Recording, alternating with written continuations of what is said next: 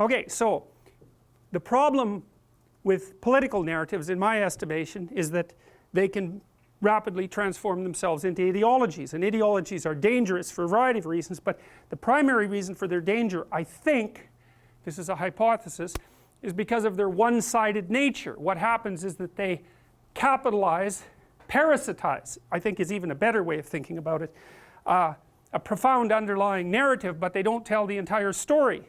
And so then if you're looking for orientation in the world because you're fragmented and chaotic, and somebody provides you with a partial story, that's going to serve an integrating function. And it's one of the things you see in psychotherapy is that if you're chaotic and confused and you go see a therapist who has a particular kind of practice, Freudian, behavioral, cognitive, Rogerian, whatever, there's a high probability that undergoing that course of therapy is going to be good for you, and that you might even come to view your life in the terms of that therapeutic practice. And you might say, well, why is that therapeutic practice right for you? Maybe it could have been Rogerian instead of Freudian, say. And the answer to that is, yeah, well, it probably could have been, because roughly speaking, any coherent ordering principle is better than none.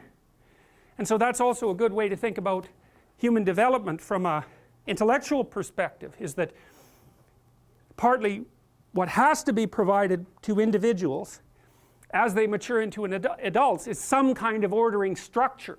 And this is one of the facts that people who criticize the dogmatic element of religious belief don't really understand. They don't understand that you have to provide people with a determinate structure of some type, even if it's constricting and restricting and crushing for that matter. You have to pass through a disciplinary structure before, and even in principle, you could be free. Before you're disciplined, you're not free, you're just chaotic. And so you have to practice some set of routines and rituals. Now, you could say, well, they don't necessarily have to be religious, and they could be secular. You could become a lawyer, you could become a plumber, you could become a carpenter, and I would say, yes, that's far better than not becoming anything. But the problem with an identity that isn't rooted into the archetypes is it leaves you incomplete, because the archetypal rooting of the identity is what helps you grapple with the fundamental existential problems of life. And whether you're a carpenter or a plumber or a lawyer, your soul is still going to hunger for some deeper form of identity, and you're not going to get that without having your practical identity encapsulated in something that's greater from a philosophical perspective, and perhaps even deeper than philosophy, which I think the archetypal stories are. They're the structure within which philosophy itself is embedded, and outside of that is a behavioral structure. We've talked about how those evolve. You know, there's a behavioral evolution of something approximating a consensual morality, and then stories about that consensual morality emerge, and then inside that the structures of philosophy nest, and all of those things have to be addressed by your identity to some degree, or you're weak. That's the problem.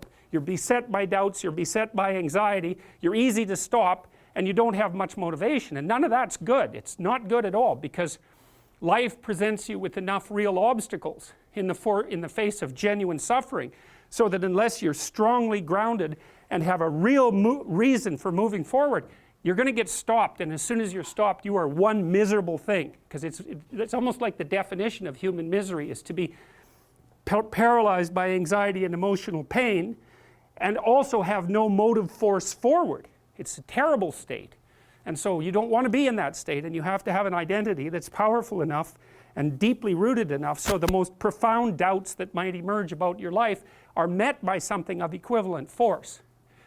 Okay.